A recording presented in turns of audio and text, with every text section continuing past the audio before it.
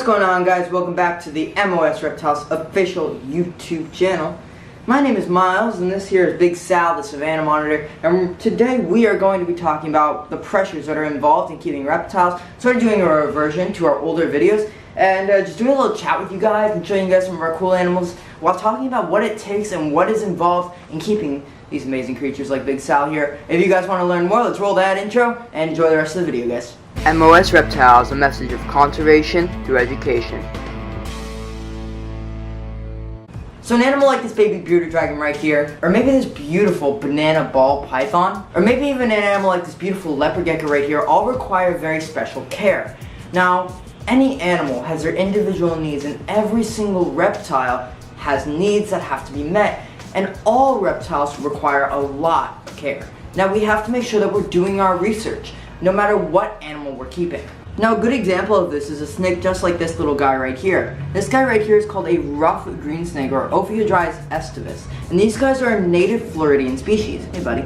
Now these guys you can buy for really cheap prices. You can get them for about $15 and they're a really cool little snake, but unfortunately they require a lot of care. These guys are insectivore eaters. They need very perfect humidity and cool down temperatures and all sorts of other things that require these species to be kind of difficult to care for and hard to get established in captivity. Now if we're going to look at another animal kind of like this little guy over here. Now if we look at our little water dragon right here, this is our little rescue Chinese water dragon. Now an animal like this, which again can be bought very cheaply at any pet store. You see he's kind of angry right now. Hi, you don't like my finger? Now this little guy right here, he's going to get extremely upset, he's going to be very sick, and he is just not going to do well in captivity if he's not taken care of correctly. So an animal that's sold very cheaply in a pet store is not always to take care of. Now we do have a really cool little long-tailed grass lizard right here. I don't know if you guys can see that. See if it'll focus on the camera. You see him right there? Now this is a really cool little lizard. I know this is an awkward angle for you guys. But this little guy right here is a long-tailed grass lizard from China, and you're most likely going to see them at some local chain pet stores sold very cheaply, and they're usually cohabit with a couple other species. Now these are an animal that I think is absolutely incredible, and that's why I picked this guy up at PetSmart when they were having an adoption. Now this guy right here, they're just a really cool lizard, even though I took a dump on me, that's okay. I think that these guys should require the same care as any other animal. Now, the reason that people don't give an animal like this little long-tailed grass lizard the same care as more expensive animals is because of the pressure and the comparison of keepers in the hobby. Now, over the years, as the hobby has evolved, the short amount of time that I have been in the hobby, I'm young, I'm 13, and I have lots of animals. But I've been in the hobby since I was very young, and even in the 10 or so years that I've been in the hobby, and the 5, 6 or so that I've actually been professionally in the hobby, I've noticed it evolve. Now this guy right here is our rescue ball python. He's a pastel, his name's Graham Cracker, and again, these ball pythons have evolved hugely in the hobby. In the past 10 years we have discovered probably thousands of new morphs of ball pythons, and that's a crazy thing because we are continuously evolving, but the animals are evolving more than their enclosures and the keeping of them. And I think, again guys, if we can combine forces and just be friendly to people and collaborate and almost, like Alex Estrada over at Imperial Reptiles last video, or 2 videos ago, we did an interview at his store, and you'll hear, we were talking about grow the hobby, and that's a huge thing. We want to combine forces and grow the hobby and make ourselves evolve and bigger and better. And that's what I think is going to be the real difference in the reptile hobby. Now this little guy right here is our rescue Enigma leopard gecko. Now if we look at the reptile hobby, we'll notice that there is an immense amount of competition. Everyone wants to be the best. But what's really the best as far as a wild animal concerned?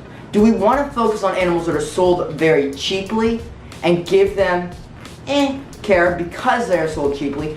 Or do we want to give cheaper animals the best possible care? Or do we want to give every single animal, even a $20,000 ball python, or an animal, a $500 Turner White Northern Blue Tongue skink, do we want to give these animals the top-notch care possible? And that's a competitive thing that we see a lot in the hobby. We'll notice that people are providing beautiful enclosures for these animals that are, very expensive in value and in just a hobby. You know, they're a very sought after animal, and we'll see that and we wonder, at least I wonder, why do we do that? Why do we focus all of our attention on animals that are sold very expensively? Now, this is all due to pressure. Now, these little guys right here are baby bearded dragons from Australia, and they're very, very common in the pet trade. Now, the pressure with these guys has evolved immensely. They have increased in value hugely because of their personalities,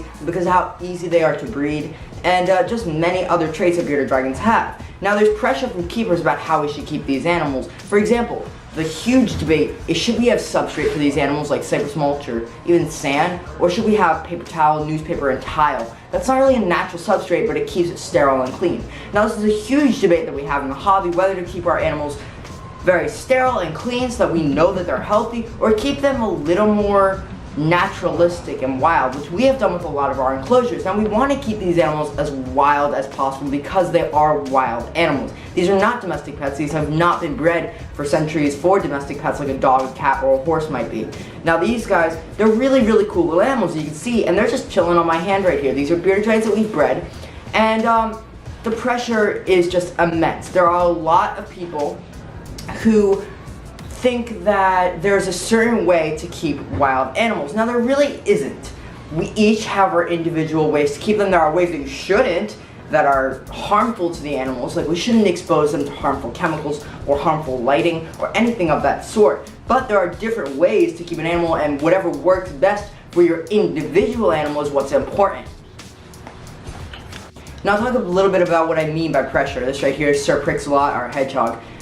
And what I mean by pressure in the hobby is that keepers and hobbyists alike have sort of been more attacking or, you know, just sort of mean in the hobby. You know, there's a lot of that. And there's a lot of, oh, I'm right, you're wrong. And I don't think it should be that way. I think we all should almost combine our ideas and start to evolve the hobby. Now, we're looking at things like sterile racks with literally paper towel and a water bowl and a hotspot.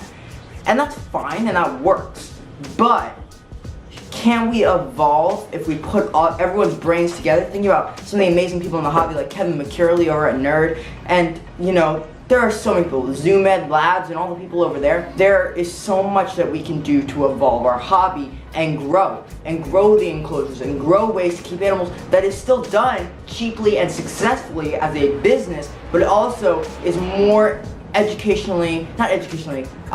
more enriching for the animals. We still want these animals to be stimulated, because otherwise they're sitting in a bin and really they don't know the difference, so it doesn't matter that much. But once they do know the difference, that's what the big thing is. And you're going to start to see your animals rather thrive than just survive. And I think that's the most important thing. That's what we need to focus on. We need to focus on thrive and not just survive. We are caretakers of these animals, and we need to be constantly evolving with these animals. I just choked on my own, you know, saliva, I guess you could say. Really cool little guy right here.